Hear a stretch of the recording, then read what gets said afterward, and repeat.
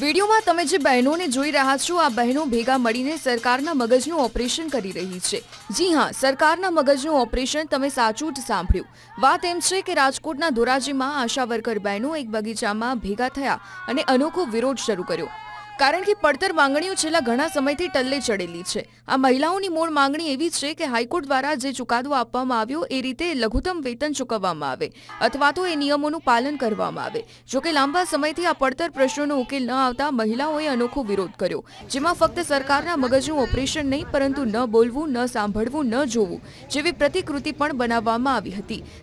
સાથે જ છાંજિયા લઈને સરકાર વિરોધી નારા પણ લગાવવામાં આવ્યા હતા। હાલ આ વિરોધની આસપાસના વિસ્તારોમાં પણ ભારે ચર્ચા ચાલી રહી છે। આજે અમે સરકારના બેસણાનો કાર્યક્રમ કરેલો છે, સરકારના મગજનું ઓપરેશન કરેલું છે અને કાળી પટ્ટી ધારણ કરેલી છે અને થાળી વગાડી સરકારને જગાડવાનો પ્રયાસ કરેલો છે।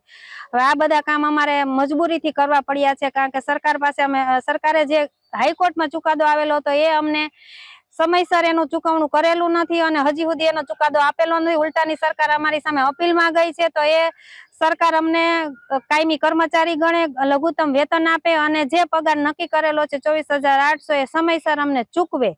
અને બીજા નંબરમાં સરકારમાં વસ્તી ગણતરી અત્યારે ચાલુ છે, તો વસ્તી ગણતરીના ઓર્ડર પણ અમને ધરાર ઓર્ડર આપે છે, કારણ કે એ ના લઈ તો અમને એમ કે છે કે તમને છૂટા કરી દેવામાં આવશે। તો સરકારને અમને તો લઘુત્તમ વેતન આપી અમને કાયમી કર્મચારી ગણવા જોઈએ, તો જે અમને છૂટા કરી શકે છે। સરકારને થાળી વેલણ વગાડીને જાગૃત કરી છે। 3 વાંદરા બનીને અમે સરકારને સાંભળો, બેરા એવું બધું કહી અને કાળી પટ્ટી ધારણ કરી બેસણું કરી સરકારને જાગૃત કરવામાં આવ્યા છે। જો સરકાર આ કોઈ પણ પ્રોગ્રામના મગજનું ઓપરેશન કરેલ છે, કોઈ પણ આ પ્રોગ્રામના ધ્યાને નહીં લે તો અમે આનાથી વધારે ઉગ્ર આંદોલન કરશું।